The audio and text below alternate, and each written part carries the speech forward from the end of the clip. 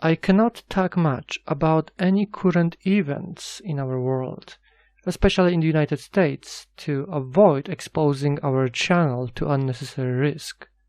So from this video you will learn everything that you should already know about the process of destructive subversion of our Western countries, which has been taking place for at least last 50 years across the West.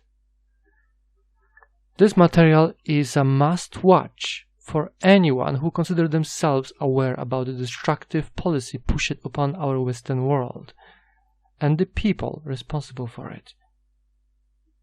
The strategy presented in the following video was perfected in the Soviet Union, but I assure you it's not the Russians who are responsible for applying this subversion to our Western countries. As a tip, I may say that a huge portion of ex-Soviet officers, which specialize in psychological warfare, gained citizenship and live the rest of their days in a unique state in the Middle East, where Russian is one of the most common spoken language today. I hope this video will clarify the situation for those who haven't seen it before. So enjoy.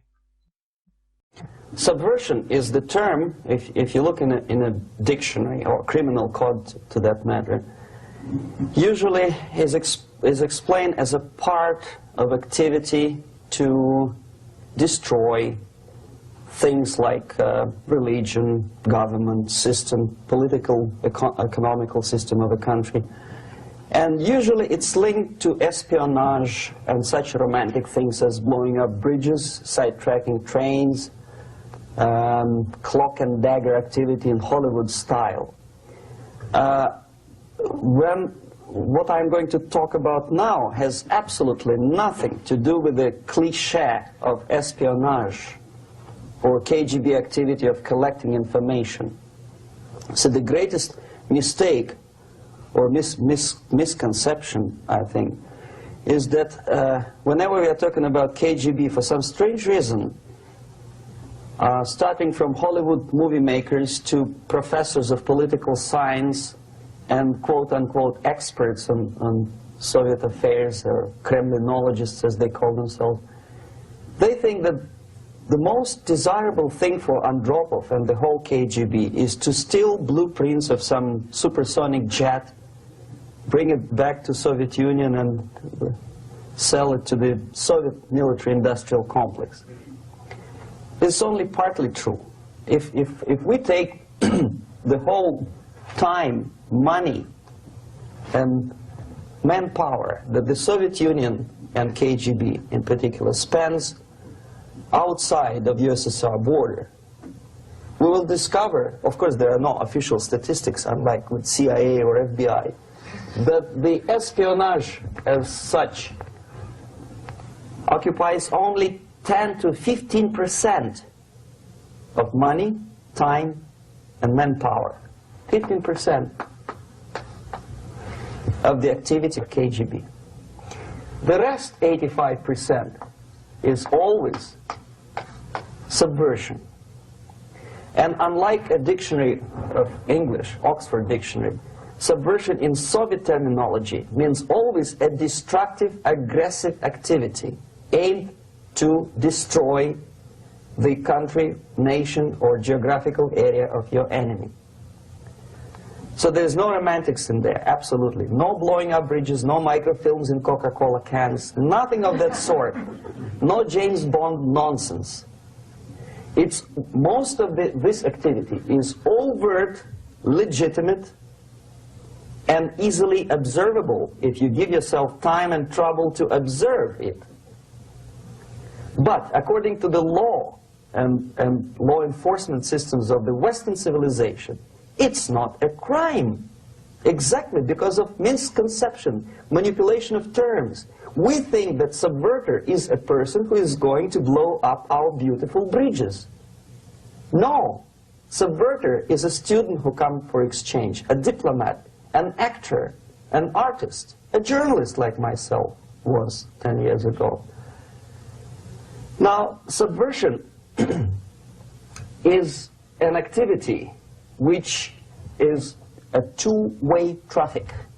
You cannot subvert an enemy which doesn't want to be subverted. If you know history of Japan, for example, before 20th century, Japan was a closed society. The moment a foreign boat comes to the shores of Japan, the Imperial Japanese Army politely tells them to get lost. And if American salesman comes to the shore of Japan, let's say 60 or 70 years from now back, and says, oh, I have a very beautiful vacuum cleaner for you, with the good financing, he says, please leave us, we don't need your vacuum cleaner. If they don't leave, they shoot them to preserve their culture, ideology, traditions, values intact. You were not able to subvert Japan. You cannot subvert Soviet Union because the borders are closed. The media is censored by the government. The population is controlled by the KGB and internal police. With all the beautiful glossy pictures of Time magazine and Magazine America, which is published by the American embassy in Moscow, you cannot subvert Soviet citizens because the magazine never reaches Soviet citizens. It's collected from the newsstands and thrown to garbage can. Subversion can be only successful when the initiator, the actor, the agent of subversion has a responsive target. It's a two-way traffic. United States is a receptive target of subversion. There is no response similar to that one from United States to the Soviet Union. It stops halfway somewhere. It never reaches here. The theory of subversion goes all the way back 2,500 years ago. The first human being who formulated the tactics of subversion was a Chinese philosopher by the name of Sun Tzu.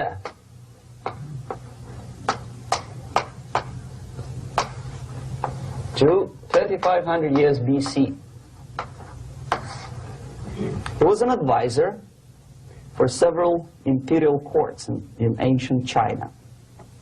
And he said, after long meditation, that to implement state policy in a warlike manner, it's the most counterproductive, barbaric, and inefficient to fight on a battlefield.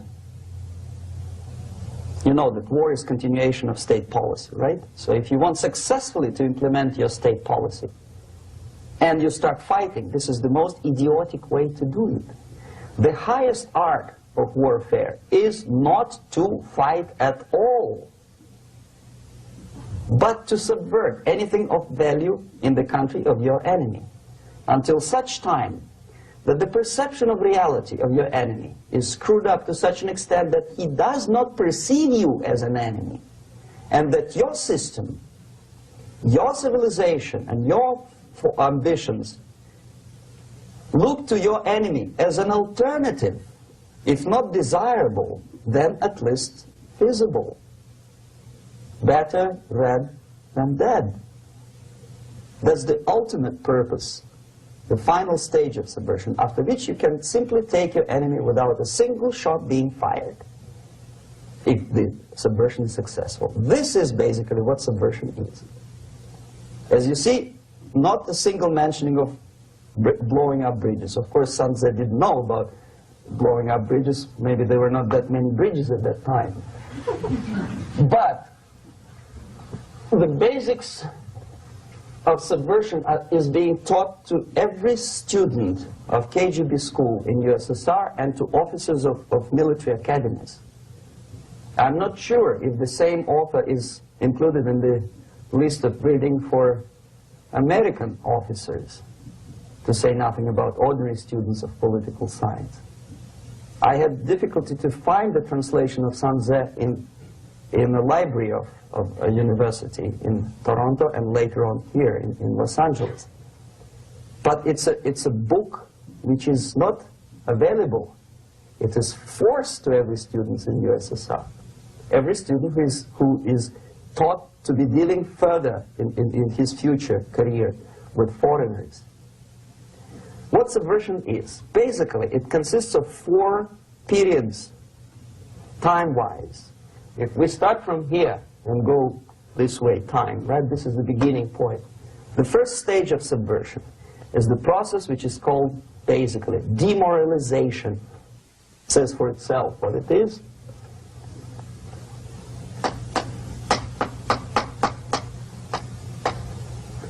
It takes from, say, 15 to 20 years to demoralize a society. Why 15 or 20 years? This is the time sufficient to educate one generation of students or children. One generation. One lifetime span of a person, a human being, which is dedicated to study, to shaping up the outlook, ideology, personality. No more, no less. Usually it takes from 15 to 20 years. What it includes? It includes influencing, or by various methods, infiltration, propaganda methods, direct contacts, doesn't really matter. I will describe them later. Of various areas where public opinion is formulated or shaped. Religion, educational system, social life, administration, law enforcement system, military, of course, and labor and employer relations, economy. Okay? 5 areas. I will not write them down because we will not have enough space. Sometimes when I describe all the methods, students ask me question, are you sure this is the result of the Soviet influence? Not necessarily. You see, the tactic of subversion, about which I'm talking, is similar to the martial art, the Japanese martial art. If some of you are familiar with that tactic, probably you will remember that if an enemy is bigger and heavier than yourself, it would be very painful to resist his direct strike. If a heavier person wants to strike me in the face, it would be very naive and counterproductive to stop his blow. The Chinese and Japanese judo art tells us what to do. First to avoid the strike, then to grab the fist and continue his movement in the direction where it was before, right? Until the enemy crashes in the wall. You see? So, what happens here? The target country obviously does something wrong. If it's a free democratic society, there are many different movements within the society. There obviously, in every society, there are people who are against this society. They may be simple criminals, ideologically in disagreement with the state policy, conscientious enemies, simply psychotic personalities who are against anything, right? And finally, there are a small group of agents of a foreign nation, bought, subverted, recruited, right? The moment all these movements will be directed in one direction, right? This is the time to catch that movement and to continue it until the movement forces the whole society into collapse, into crisis, right? So that's exactly the martial art tactic. We don't stop an enemy. We let him go. We help him to go in the direction we want them to go. Okay? So, on the stage of demoralization, obviously there are tendencies in each society, in each country, which are going to opposite direction from the basic moral values and principles. To take advantage of these movements, to capitalize on them, is the main purpose of the originator of subversion. So we have religion, we have education, we have social life, we have power structure, we have labor relations, unions, and finally we have law and order. 1, 2, 3, 4, 5, 6. Okay? These are the areas of application of subversion. What it means exactly? In case of religion, destroy it, ridicule it, replace it with various sects, cults, which bring people's attention, faith, whether it is naive, primitive, doesn't really matter. As long as the basically accepted religious dogma is being slowly eroded and taken away from the supreme purpose of religion, to keep people in touch with the supreme being, that serves the purpose. Therefore, replace it, accepted, respected religious organizations with fake organizations. Distract people's attention from the real faith and attract them to various different faiths. Education. Distract them from learning something which is constructive, pragmatic, efficient. Instead of mathematics, physics, foreign languages, chemistry, teach them history of urban warfare, natural food, home economy, your sexuality, anything, as long as it takes you away. Okay? Social life. Replace traditionally established institutions and organizations with fake organizations. Take away the initiative from people. Take away the responsibility from naturally established links between individuals, group of individuals, and society at large, and replace them with artificially, bureaucratically controlled bodies. Instead of social life and friendship between neighbors, establish social workers institutions. People who are on payroll of whom? Society? No. Bureaucracy. The main concern of social workers is not your family, not you, not social relations between groups of people. The main concern is to get the paycheck from the government. What will be the result of their social work doesn't really matter. They can develop all kind of concepts to show to the government and to the people that they're useful. Okay, away from the natural links, power structure.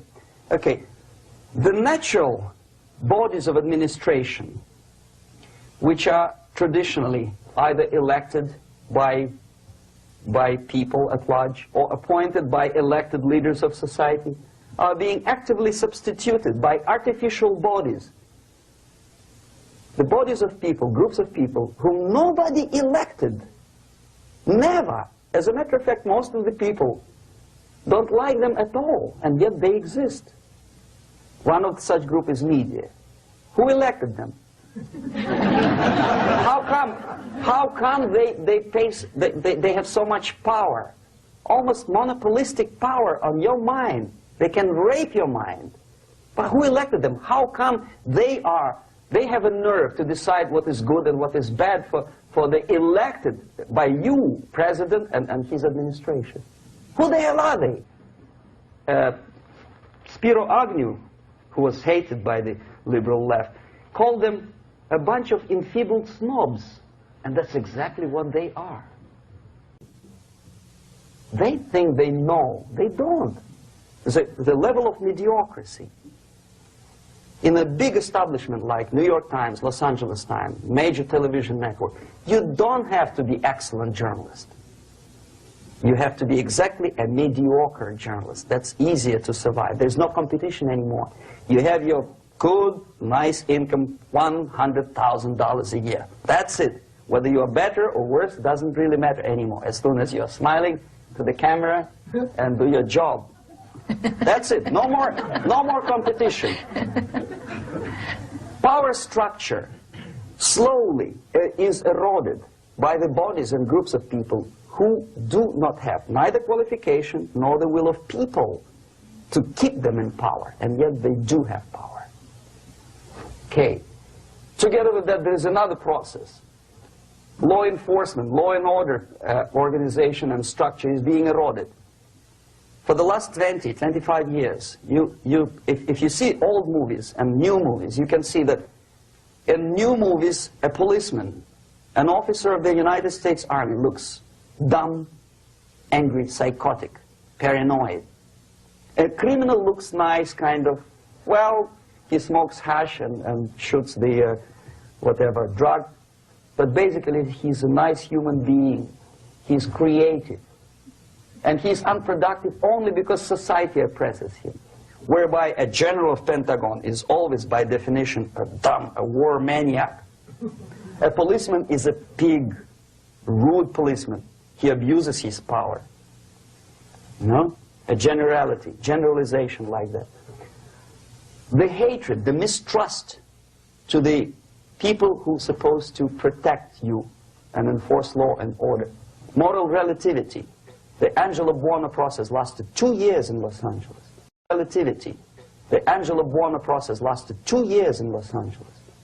And yet there are still some lawyers who say, look, he's a nice character, as a matter of fact. There was some witness who said, also a criminal, who said, well, he's a nice guy. I asked him one day to burn a house of my enemy, and he wouldn't do it. Nice fella. Erosion. A slow substitution of basic moral principles, whereby a criminal is not a criminal, actually. He's a defendant. Even if his guilt is proven, there is still a doubt. To kill or not to kill, to be or not to be. Thou shalt not kill, yes. But this line may not necessarily be applicable to a murderer.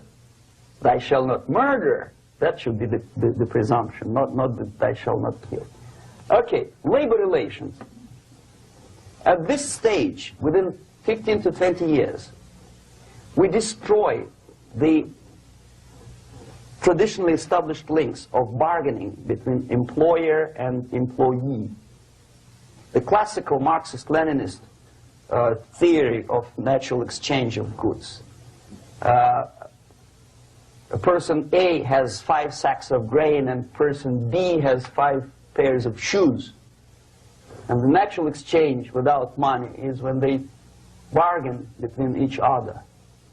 And only with the introduction of the third force, C, an entirely third foreign stranger who says, no, don't give him 5 sacks of grain, give it to me, and you give me your 5 pairs of shoes, and I will distribute it accordingly, so that the economy will go.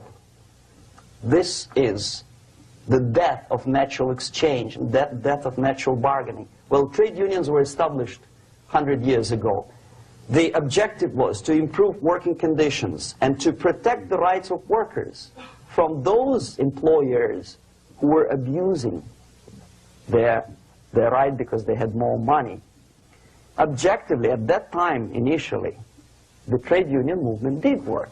What we see now is that the bargaining process is no longer resulting in the compromise, which is leading objectively to betterment of working conditions and increase of salary. What we see is that after each prolonged strike, the workers lose.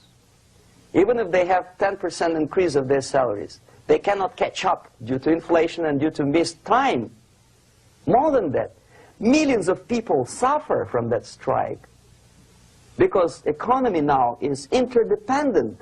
It's intertwined like one body.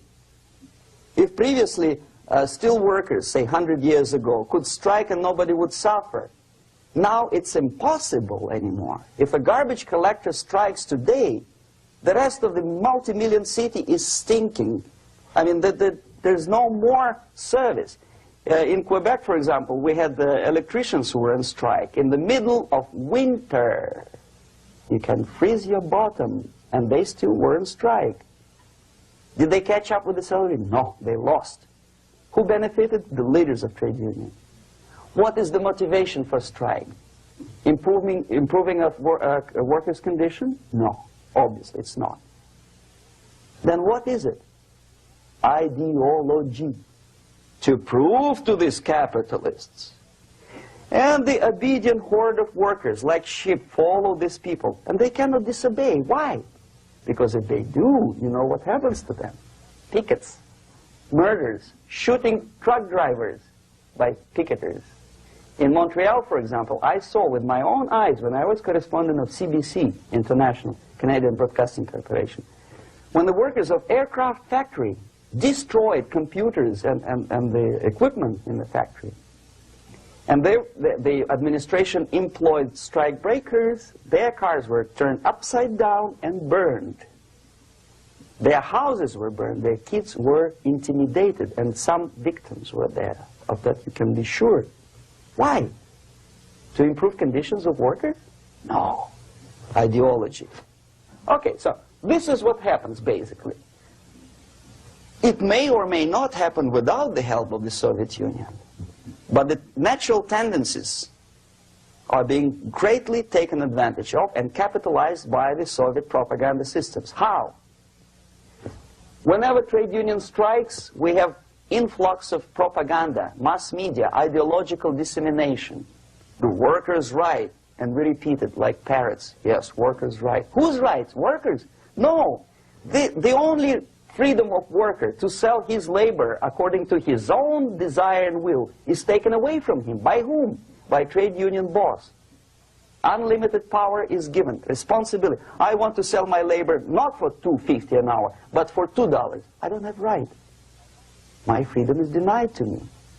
I know that if I sell my work for $2 an hour, not for $3 an hour, I will compete better with the other guy who is lazy and more greedy. I don't need $3. I need only $2. No, I was made to believe by media, by business, by advertising agencies that I need more and more and more. Have you ever heard any advertising on TV to consume less? No. No way. Whether you need a six-cylinder car or not, you have to buy it. And hurry up. When I was driving here, on the local radio station, an excited announcer said, "You hurry up, rush and save, save, save. There is a pantyhose sale." Save by buying more. Of course. It would be too naive to expect that KGB makes that advertising agency to do such a crazy commercial. No, of course not. But what we did when I was working for Novosti Press, we would snow plow editorial offices, student organizations, religious groups with literature of class struggle. If not directly Marxism-Leninism propaganda, then a propaganda of the legitimate aspirations of working class, betterment of life, equality. Equality, mind you. President Kennedy once said, we will make America to believe that people are born equal. Are people born equal? Is there any mentioning in the Bible or any other holy scripture in any religion, if you don't believe me, go to the library and check it. There is not a single word about equality. Just the opposite. By your deeds, God will judge you. What you do is important. The merit of your personality. You cannot legislate equality. If you want to be equal, you have to be equal. You have to deserve it. And yet we build our society on the principle of equality. We say people are equal. We know it is false. It's a lie. Some people are tall and stupid. Others are short, bold, and clever.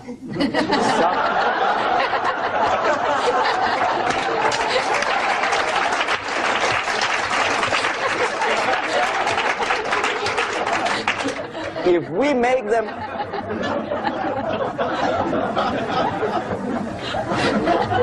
make them equal by force, if we put the principle of equality in the basis of our socio-political structure, it's the same thing as building a house on sand. Sooner or later it will collapse, and that's exactly what happens. And we, as Soviet propaganda makers, are trying to push you in the direction which you go yourself. Equality, yes, equality. People are equal. Land of equal opportunities. Is it true or not? Think about it. Equal opportunities. Should there be equal opportunities? for me and for a lazy bastard who come here from some other country and immediately registers as a welfare recipient benefits. I never received a single dollar. No, sorry, I did receive once. But I never applied for welfare. For the 13 years, I took any job. Security guard, journalist, taxi driver, anything. Well, I was restless, but some people don't like it. They immediately. So why should we have equal opportunities? Why? The equal opportunity to excel. Equal opportunity in equal circumstances, yes, but you know people are different. To excel, yes, provided we reach the same level of excellency, perfection, which is hypothetical, distant future. Yes, maybe. But we know perfectly well that even with the best intentions, people could not be equal. Why should we have equality in the, say, legal system? Myself, I'm considering myself a law-abiding citizen, and a person who comes here to rob and shoot, say, the United States administration under Carter, imported thousands of Cuban criminals. They were non-criminals, yet they were accepted. Do you think it's fair if myself and my wife from Philippines, who work like a, excuse me, horse as a lab technician in a hospital, should have the same rights as a criminal from Cuba? Why? And yet we repeat as parrots, equality, equality, equality. And the Soviet propaganda system helps us to believe that equality is something which is desirable. Democracy, as it was established by fathers of this country, of this system in the last century, is not equality. It's the system where different people, unequal people, have a chance to survive and help each other in constant competition, in constant perfection, not in equality, which is superimposed from a godfather or a nice person in Washington, D.C. And the absolute equality exists in Soviet Union, quote-unquote equality. Everybody is equal in dirt, except some people are more equal than the others in Politburo.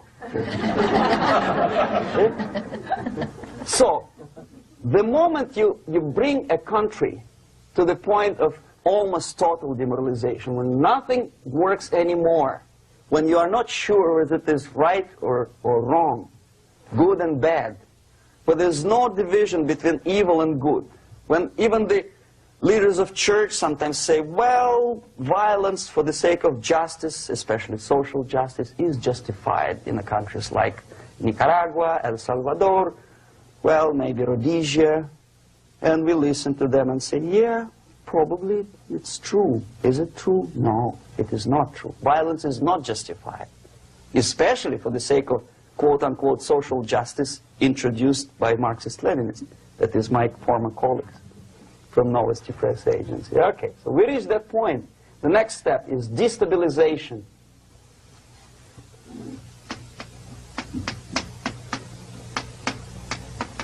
Again, this word says for itself what it is. To destabilize all the relations, all the accepted institutions and organizations in a country of your enemy.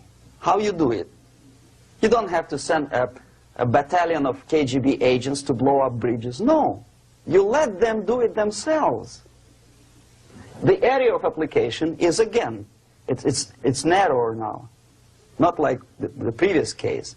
The overt legitimate actions of the KGB in this case would be hardly noticeable. There is no crime if a professor who recently went to USSR introduces a course of Marxism-Leninism in a Californian college, for example. Nobody is going to come to his doorstep and say, okay, mister, come, you are under arrest. No, it's not a crime. It's not even considered a moral crime against your country.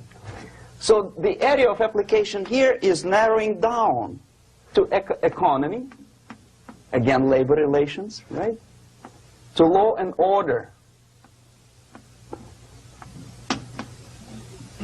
plus military. And Economy, law and order. Yes, and again the media, but wider scope, little bit different. I'll explain later. Okay, basically 3 areas. Economy.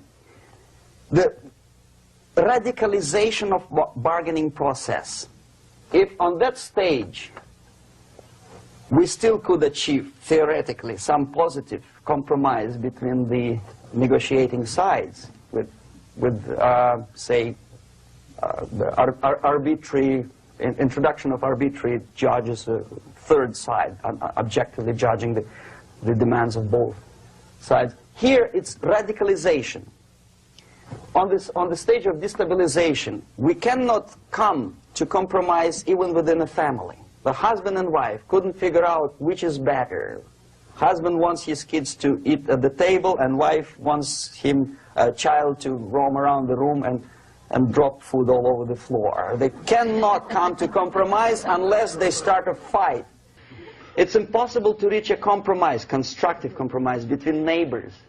Some people say, I don't like you to watering your lawn at that time because exactly at that time I'm walking my dog and he's getting nervous. He cannot pass his bowels, you know. So they cannot compromise. They go to a civil court or something like that. Radicalization of human relations. No more compromise. Fight, fight, fight. The normal, traditionally accepted relations are destabilized. The relations between teachers and students in schools and colleges. Fight. The relations between, in economical sphere, between laborers and employers are further radicalized. No more acceptance of the legitimacy of demands of workers. Unlike Japanese, with the theory Z, if you ever heard about it, where the workers are involved in the decision-making process, therefore they don't have moral incentive to fight their bosses. In the United States, it's just the opposite. The harder is the fight, the better. The more heroic they look. When the Greyhound network was on strike recently, the correspondents of local TV networks all over the United States were approaching the strikers, and they say, oh yes, we are doing something nice. They look like heroes and they were proud. There was some family, the husband was bus driver. Now they decided in a protest against the bosses to camp somewhere in the forest. And they were presented to the audience as a heroic, nice people. You see? The violent clashes between passengers, picketers, and the strikers are presented as something normal. 10, 15, 20 years ago, we would be angry, say, why so much hatred? Today we are not. We say, well, commonplace. Radicalization, militarization sometimes. As I explained on that stage, I took a step a little bit further. Shooting people. Okay, law and order now also is pushed into the area where previously people settled their differences peacefully and legitimately. Now we are getting with this court cases in the smallest irrelevant cases. We cannot solve our problems anymore. The society at large becomes more and more antagonistic between individuals, between groups of individuals, and the society at large. The media puts himself in the opposition to the society in general, at large. Separate, alienated. Okay? On that stage, you remember I was talking a couple of hours ago about the sleepers. That's when the students from, say, United States, if they are trained in Lumumba University, or developing nations, that's the students I was dealing with, are being sent back from the Soviet Union here. Or if they were already in the United States, in the country, which is the object of subversion, they spring to action. The sleepers go up. They slept for 15 to 20 years. Now they become leaders of groups, preachers, I don't know, public figures. Prominently, they actively include themselves in a political process. All of a sudden, we see a homosexual. 15 years ago, he did his dirty job and nobody cared. Now, he makes it a political issue. He demands recognition, respect, human rights, and he rallies a large group of people. And there are violent clashes between him and police, his group and ordinary people, no matter what. It's black against white, yellows against green, doesn't matter where his division line goes. As long as this group come into antagonistic clash, sometimes militantly, sometimes with firearms, that is destabilization process. The sleepers, many of whom are simply KGB agents, become leaders of the process of destabilization. Doesn't mean that Comrade Andropov sends Comrade Ivanov to the United States. The person who takes care is already here. He is a respected citizen of the United States. Sometimes he gets money from various foundations for his legitimate struggle for, I don't know, human rights, women's rights, kid lib, prison lib, whatever. There are sympathetic Americans who donate their money to him. This stabilization process usually leads directly to the process of crisis. In case of developing nations, that's the area where I was active. The process starts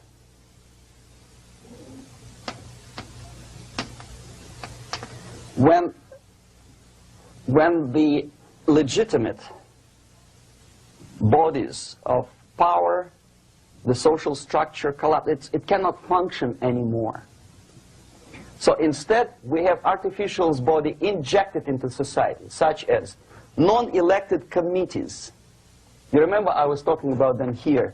Social workers who are not elected by people, media who are self-appointed rulers of your opinion, some strange groups which claim that they know how to lead society forward. They don't usually. All they care is how to collect donations and sell their own concocted ideology, mixture of religion and ideology. Here, we have all this artificial body claiming power. If the power is denied to them, they take it by force. In case of Iran, for example, all of a sudden we have revolutionary committees. What kind of revolution? There was no revolution yet, and yet they had the committees. They were taking power of judgment. They had the power of execution, they had the power of legislation, and that they had the power of judicial. All of them combined in one person, who is half-baked intellectual, sometimes graduated from Harvard University or Berkeley. He comes back to his country and he thinks that he knows the answer to all the social, economical problems. Okay? Crisis is when society cannot function any more productively. It collapses, obviously. That's the word for crisis. So therefore, the population at large is looking for a savior. The religious groups are expecting a messiah to come. The workers say, we have family to feed. Let's have a strong government, maybe socialist government, centralized, when somebody put the employers on their place and let us work. We are sick and tired of going to strike and missing overtime and all that stuff. We need some strong man, strong government, a leader, a savior is needed. Population is sick and tired already. And here we are. We have a savior. Either a foreign nation comes in, or the local group of leftists, Marxists, no matter what they call themselves, Sandinista, a reverend or some sort, Bishop Muzureva, like in Zimbabwe, doesn't matter. A savior comes and says, I will lead you. So we have two alternatives here. Civil war, an invasion. Okay? See how it goes? Civil war, we know what it is. Lebanon is the best example. The civil war, which was artificially implanted in Lebanon by injection of force of PLO, Palestinian Liberation Organization. Invasion we had in many other countries like Afghanistan, name any East European country, it was invaded by the Soviet army. But the result is the same. The next stage is normalization. Normalization is a very ironic word, of course. It is borrowed from 1968 situation in Czechoslovakia, when the Soviet propaganda, and after them New York Times, declared the country is normalized. The tanks moved into Prague, so there is no more Prague Spring, there is no more violence. Normalization. At that stage, the self-appointed rulers of the society don't need any revolution anymore. They don't need any radicalism anymore. So this is the reverse from destabilization. Basically, it is stabilizing the country by force. So all the sleepers and activists and social workers and liberals and homosexuals and professors and Marxists and Leninists are being eliminated physically sometimes. They've done their job already. Okay? They are not needed anymore. The new rulers need stability to exploit the nation, to exploit the country, to take advantages of the victory. Okay? So no more revolutionaries, please. And that's exactly what happens in a number of countries. You remember Bangladesh? This is the crisis in which I was instrumental. First they had Mujibur Rahman. In 1971, he was the leader of People's Party, Awami League, with mustache like Stalin. He was in Russia many times. In 5 years, he was shot by his former colleagues, Marxists. He fulfilled his function. In Afghanistan, it happened 3 times. First there was Taraki, then there was Amin, now there's Babrak Karmal. They killed each other successively, one after another. The moment he fulfills his duty, the first one demoralized country, the second destabilized, the third one brought it to crisis. Goodbye, comrades. Babrak Karmal comes from Moscow and put into the seat of power. Same thing happened in Grenada recently. Maurice Bishop, Marxist, was killed by Austin, what's his name, General something, who was also a Marxist. Right? So no more revolutions, please. Normalization now. From now on, no more strikes, no more homosexuals, no more women lib, no more kid lib, no more lib, period. A good, solid, democratic, proletarian freedom. That's it. Now, to reverse this process takes enormous effort. When today, United States had to invade Grenada to reverse the process of subversion. Some people say, boy, this is not good, it's not kosher to invade the beautiful country, island of Grenada. Well, why didn't you stop the process here, when Grenada was just approached by leftists? Why not to prevent Maurice Bishop to come in power in the first place? Did Grenadians want him? Very questionable. They didn't know who was Maurice Bishop in the first place. He came to power by coup d'etat himself. Okay? No, we let the situation develop further and further and further until the crisis and normalization very soon. And then the United States decided to invade country, discovering that the country was absolutely a military base for the Soviet Union. Of course it's a drastic measure. Of course it's a pity that Marine Corps had to lose, what, 17 lives. Very bad. Why not to stop the process before it comes to crisis? Oh, no, intellectuals will not let you. It's interference into domestic affairs. They're very careful not to let American administration to interfere in domestic affairs of Latin American countries. They don't mind Soviet Union interfere in these affairs. Okay. So to reverse this process, from here, it takes only and always military force. No other force on earth can reverse this process at this point. At this point, It does not take military invasion of the United States Army. It takes strong action, like in Chile, a CIA covert involvement to prevent the savior from outside to come into power and to stabilize country before it erupts into civil war. Stabilize country before it erupts into civil war. Okay? Support the right-wing conservative forces. By money, by crooks or love, doesn't matter. Stabilize the country. Don't let the crisis develop into civil war or invasion. Oh no, your liberals will say it's against the law.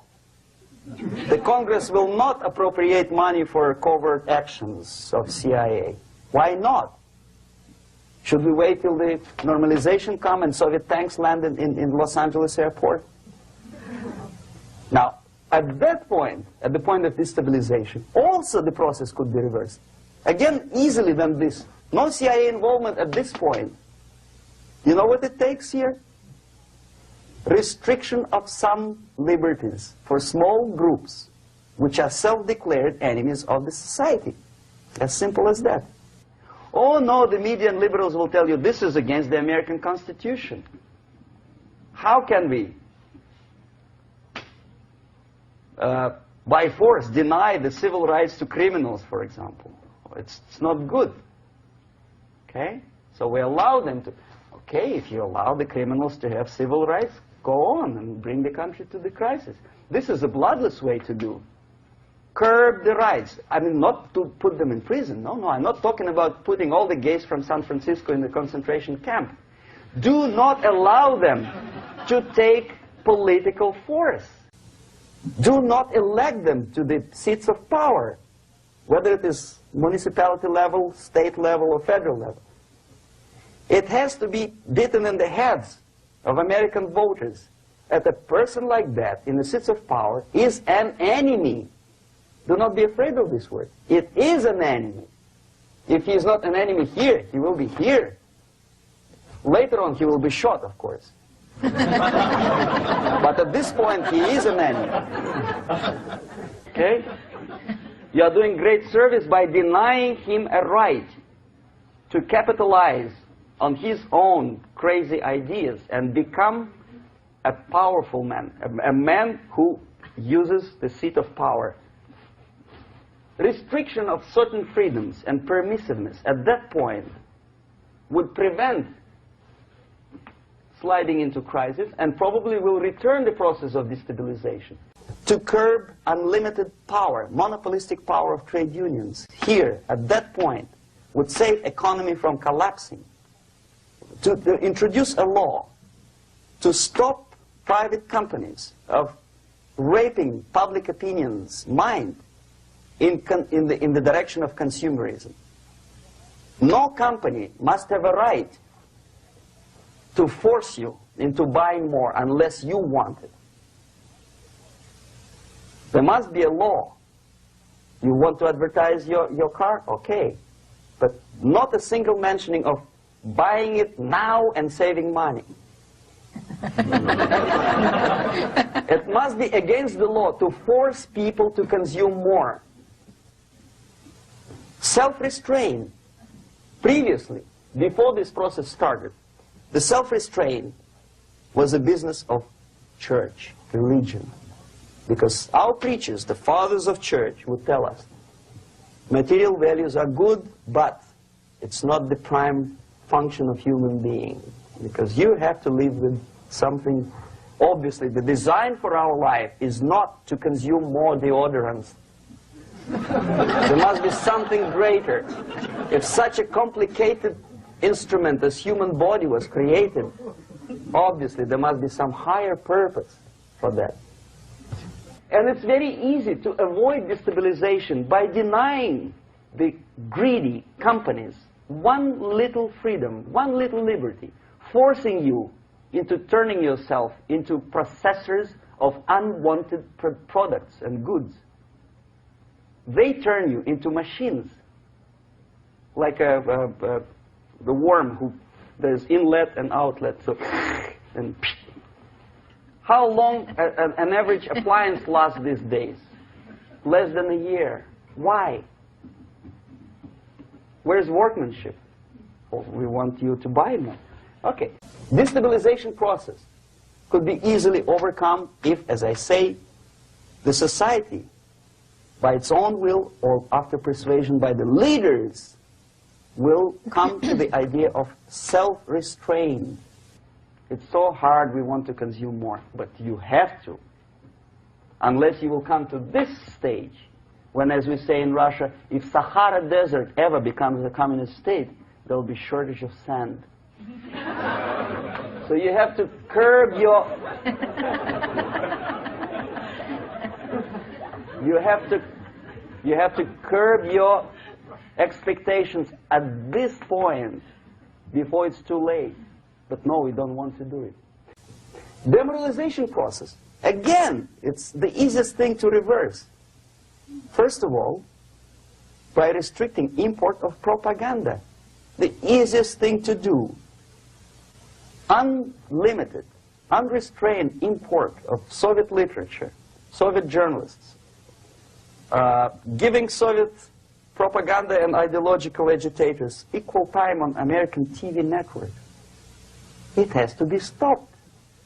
And it's easy. They won't be offended, mind you. As a matter of fact, they will respect America more. But when my former colleague Vladimir Posner appears on Nightline and Ted Koppel asks him, well, Vladimir, what do you think about this? And what can he think? He's an instrument of propaganda. He thinks what Comrade Andropov tells him to think. He's just a nice, articulate mouthpiece of the Soviet subversion system. And Ted Koppel makes you believe that my friend Vladimir Posner thinks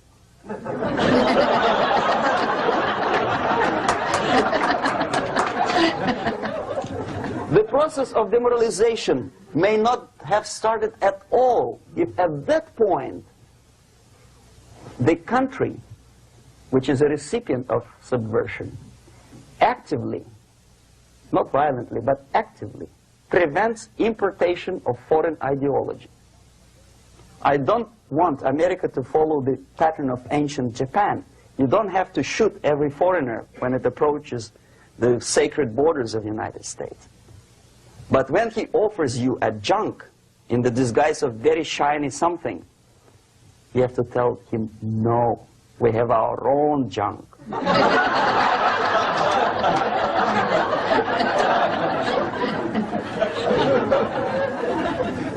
If at that point the society is strong, brave, and conscientious enough to stop importation of ideas which are foreign,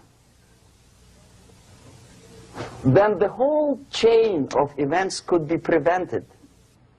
Recently I've been to the Philippines, and I was shocked how in big cities like Manila, children listen to deafening music. A melodious nation with long traditions of good, nice ethnic music, introduced by Spanish long time ago, maybe 2 centuries, 3 centuries ago, I don't remember how long. All of a sudden listen to musical garbage, blasting their radios at full blast, at full volume. Why? In India, I spent many years watching the reactions of Indians walking out of movie theaters after seeing Hollywood production. They couldn't figure out why Americans are so wasteful. They smash their cars, their shiny cars, every 5 minutes. How come they shoot each other for $500,000? Is it true that they're so obsessed with sex?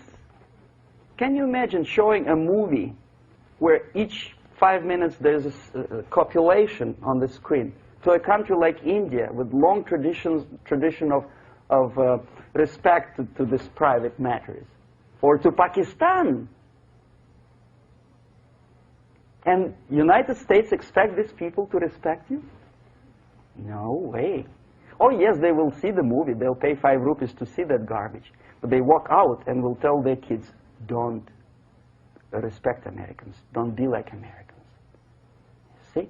So, the process of demoralization could be stopped right here, both as an expert and as an impert. And that takes one step, one very important thing to do. You don't have to expel all the KGB agents from Washington, D.C. The most difficult and at the same time the simplest answer to the subversion is to start it here and even before, by bringing back the society to religion, something that you cannot touch and eat and put on yourself, but something that rules society and makes it move and preserve it. A Soviet scientist, Shafarevich, who has nothing to do with religion, he is a computer scientist, did a very intensive research on the history of socialist countries.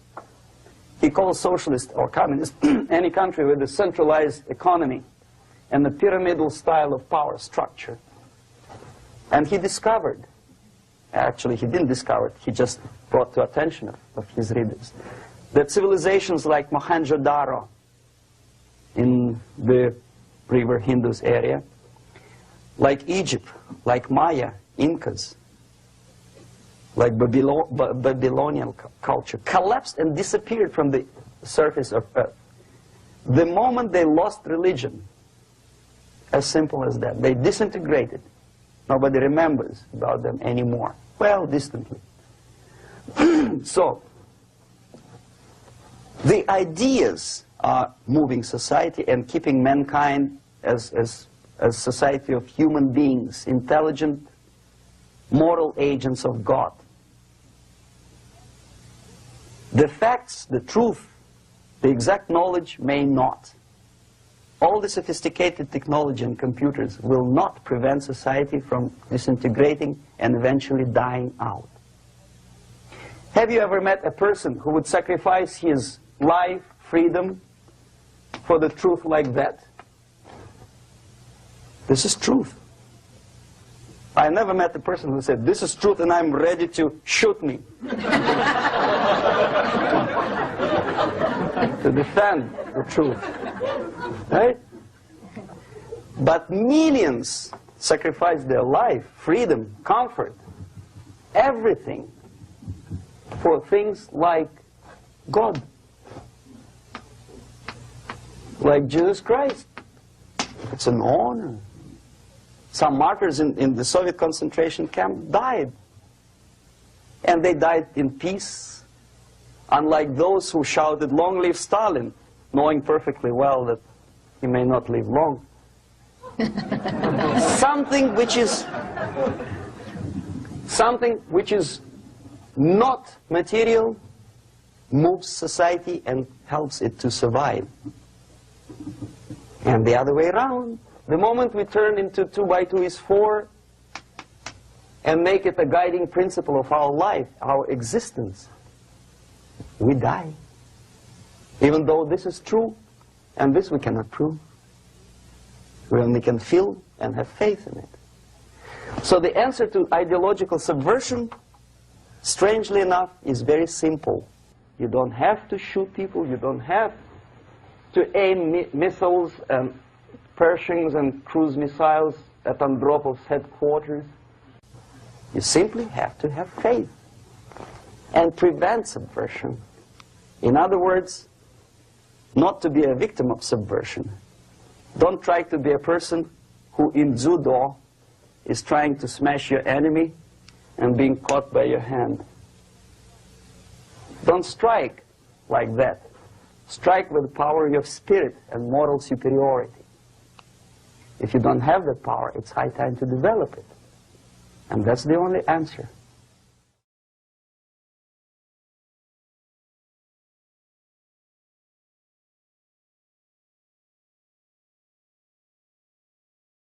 Thing was done under the guidance of the Soviet embassy in Hanoi, and same thing I was doing in New Delhi. To my horror, I discovered that in the files where people were doomed to execution, there were names of pro-Soviet journalists with whom I was personally friendly. Pro-Soviet? Yes. They were idealistically minded leftists who made several visits to USSR, and yet the KGB decided that come revolution or drastic changes in political structure of India, they will have to go. Why is that? Because they know too much. Simply because, you see, the useful idiots, the leftists who are idealistically believing in the beauty of Soviet socialist or communist or whatever system, when they get disillusioned, they become the worst enemies. That's why my KGB instructors specifically made a point: never bother with leftists. Forget about these political prostitutes. Aim higher. This was my instruction. Try to get into large circulation, established conservative media. Reach, filthy rich movie makers, intellectuals, so-called academic circles. Cynical, egocentric people who can look into your eyes with angelic expression and tell you a lie. These are the most recruitable people, people who lack moral principles, who are either too greedy or too suffer from self-importance. They feel that they matter a lot.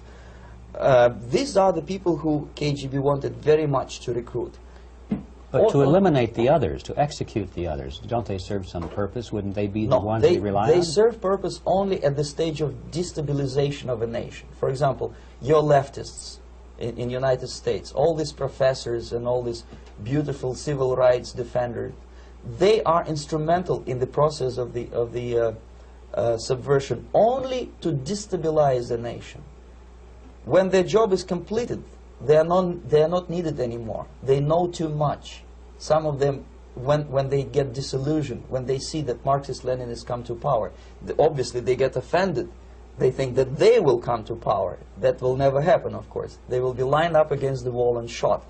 But they may turn into the most bitter enemies of Marxist-Leninists when they come to power. And that's what happened in Nicaragua. You remember most of these former Marxist-Leninists were either put to prison or one of them split, and now he's working against Sandinistas. It happened in Grenada when Maurice Bishop was already a Marxist. He was executed by a new Marxist who was more Marxist than this Marxist. Same happened in Afghanistan when first there was Taraki, he was killed by Amin, then Amin was killed by Babrak Karmal with the help of KGB. Same happened in Bangladesh when Mujibur Rahman, very pro-Soviet leftist, was assassinated by his own Marxist-Leninist military comrades. It's the same pattern everywhere. The moment they serve their purpose, all the useful idiots are either be executed entirely, all the idealistically minded Marxists, or exiled or put in prisons, like in Cuba. Many former Marxists are in Cuba, in prison. So most of the Indians who were cooperating with the Soviets, especially with our Department of Information of the USSR Embassy, were listed for execution. And when I discovered that fact, of course I was sick. I was mentally and physically sick. Well, you spoke several times before about ideological subversion. That is a phrase that I'm afraid some Americans don't fully understand. When the Soviets use the phrase ideological subversion, what do they mean by it? Ideological subversion is the process which is legitimate, overt, and open. You can see it with your own eyes. All you have to do, all American mass media has to do, is to unplug their bananas from their ears, open up their eyes, and they can see it. There is no mystery. There is nothing to do with espionage. I know that espionage intelligence gathering looks more romantic. It sells more deodorants through the advertising, probably. That's why your Hollywood producers are so crazy about James Bond type of thrillers. But in reality, the main emphasis of the KGB is not in the area of intelligence at all. According to my opinion and opinion of many defectors of my caliber, only about 15% of time, money, and manpower is spent on espionage as such. The other 85% is a slow process which we call either ideological subversion or active measures, активные мероприятия in the language of the KGB, or psychological warfare. What it basically means is to change the perception of reality of every American to such an extent that despite of the abundance of information, no one is able to come to sensible conclusions in the interests of defending themselves, their families, their community, and their country. It's a great brainwashing process which goes very slow, and it's divided in 4 basic stages. The first one being demoralization. It takes from 15 to 20 years to demoralize a nation. Why that many years? Because this is the minimum number of years which requires to educate 1 generation of students in the country of your enemy, exposed to the ideology of the enemy. In other words, Marxism-Leninism ideology is being pumped into the soft heads of at least 3 generations of American students without being challenged or counterbalanced by the basic values of Americanism, American patriotism. The result you can see. Most of the people who graduated in the 60s, dropouts or half-baked intellectuals, are now occupying the positions of power in the government, civil service, business, mass media, educational system. You are stuck with them.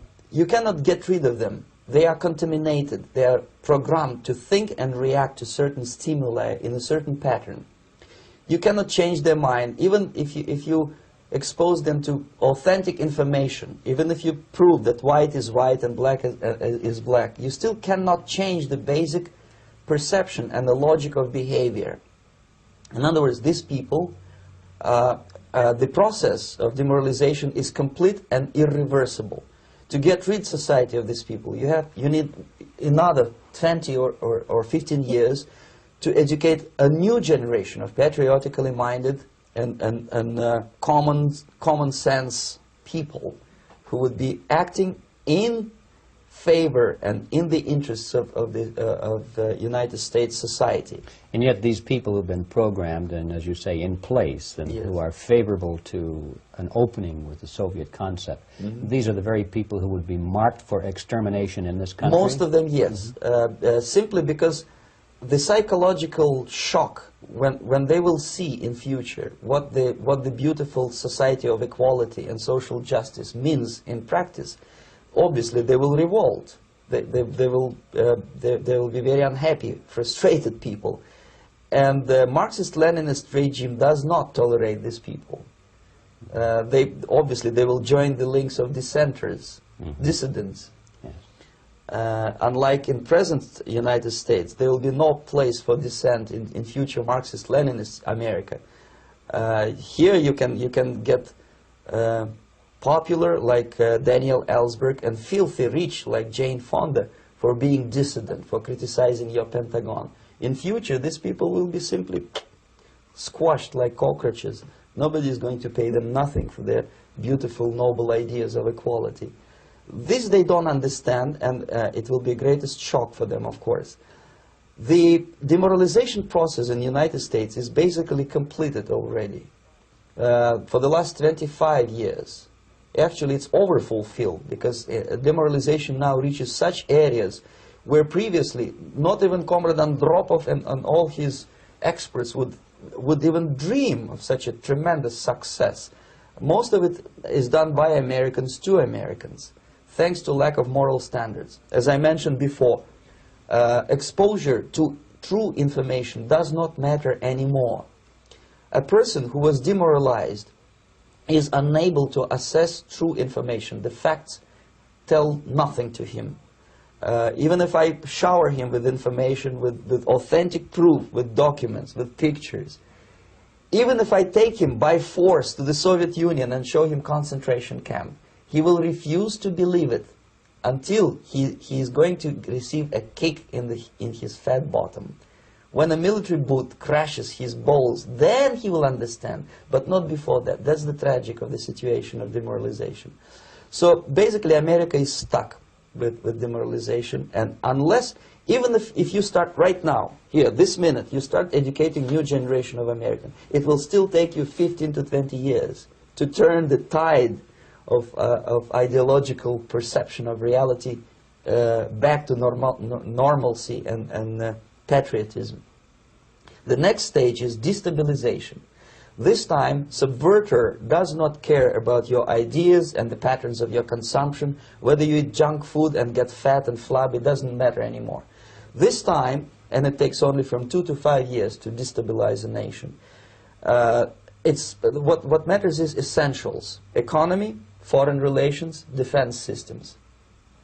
And you can see it quite clearly that in some areas, in such sensitive areas as defense and economy, the influence of Marxist-Leninist ideas in the United States is absolutely fantastic. I could never believe it 14 years ago when I landed in this part of the world that the process will go that fast. The next stage, of course, is crisis. It may take only up to 6 weeks to bring a country to the verge of crisis. You can see it in Central America now. And after crisis, with a violent change of power, structure, and economy, you have so-called the period of normalization. It may last indefinitely. Normalization is a cynical expression borrowed from Soviet propaganda. When the Soviet tanks moved into Czechoslovakia in '68, Comrade Brezhnev said, "Now the situation in brotherly Czechoslovakia is normalized." This is what will happen in the United States if you allow all these schmucks to bring the country to crisis, to promise people all kind of goodies and the paradise on earth, to destabilize your economy, to eliminate the principle of free market competition, and to put a big brother government in Washington, D.C., with benevolent dictators like Walter Mondale, who will promise lots of things. Never mind whether. This is what will happen in the United States if you allow all these schmucks to bring the country to crisis, to promise people all kind of goodies and the paradise on earth, to destabilize your economy, to eliminate the principle of free market competition, and to put a big brother government in Washington, D.C., with benevolent dictators like Walter Mondale, who will promise lots of things, never mind whether the promises are fulfillable or not. He will go to Moscow to kiss the bottoms of new generation of Soviet assassins, never mind. He will create false illusions that the situation is under control. Situation is not under control. Situation is disgustingly out of control.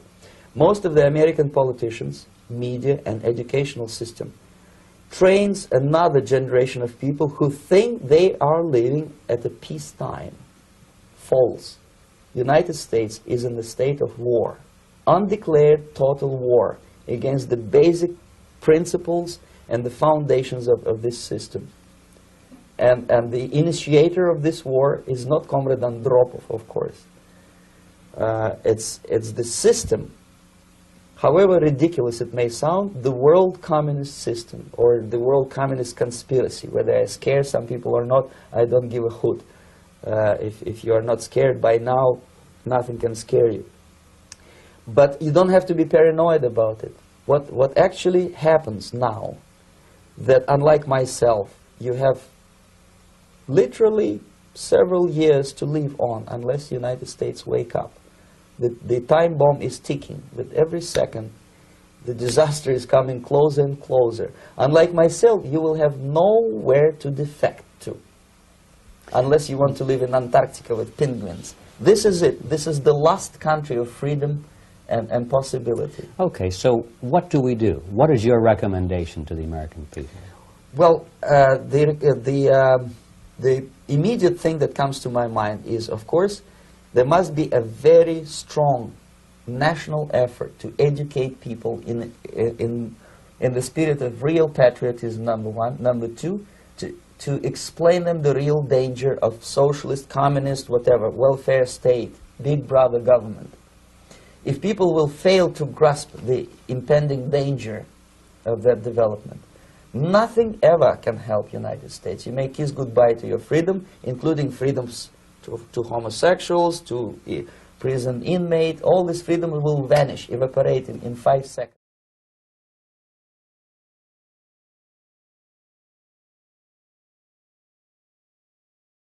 The useful idiots, the leftists who are idealistically believing in the beauty of Soviet socialist or communist or whatever system, when they get disillusioned, they become the worst enemies. That's why my KGB instructors specifically made a point, never bother with leftists.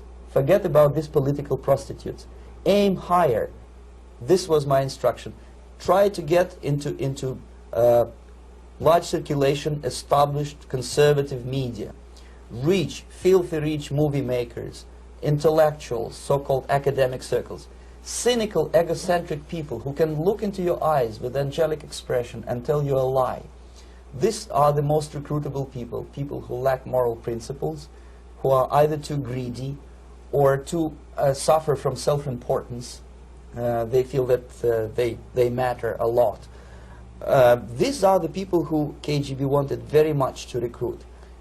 But to eliminate the others, to execute the others, don't they serve some purpose? Wouldn't they be the ones we rely on? They serve purpose only at the stage of destabilization of a nation. For example, your leftists in United States, all these professors and all these beautiful civil rights defenders, they are instrumental in the process of the subversion only to destabilize the nation.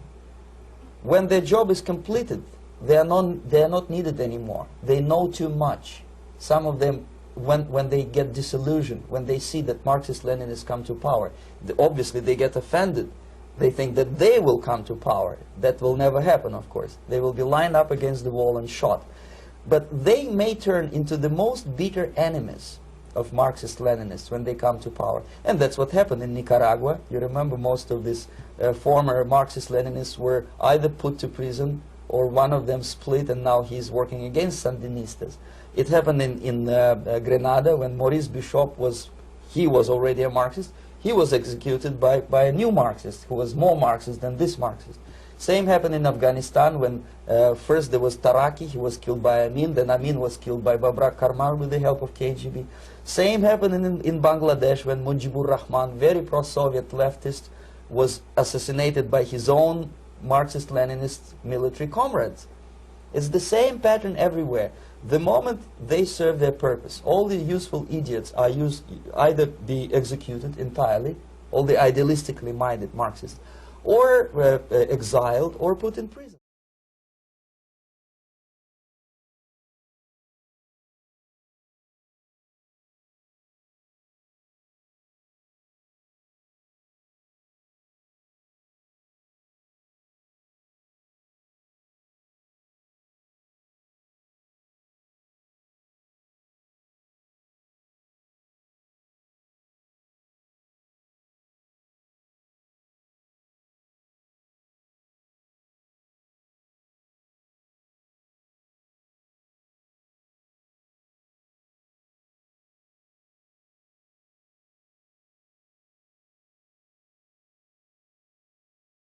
I hope this video was educational and helpful. But in meantime, I remind everyone that we do hold a realistic solution. A plan to oppose destruction and make a true stand for our future. So if you consider yourself a responsible person who wants the best for his people and his family, act as a responsible person, research our material, and if you approve, help us with the realization. Thank you for your attention.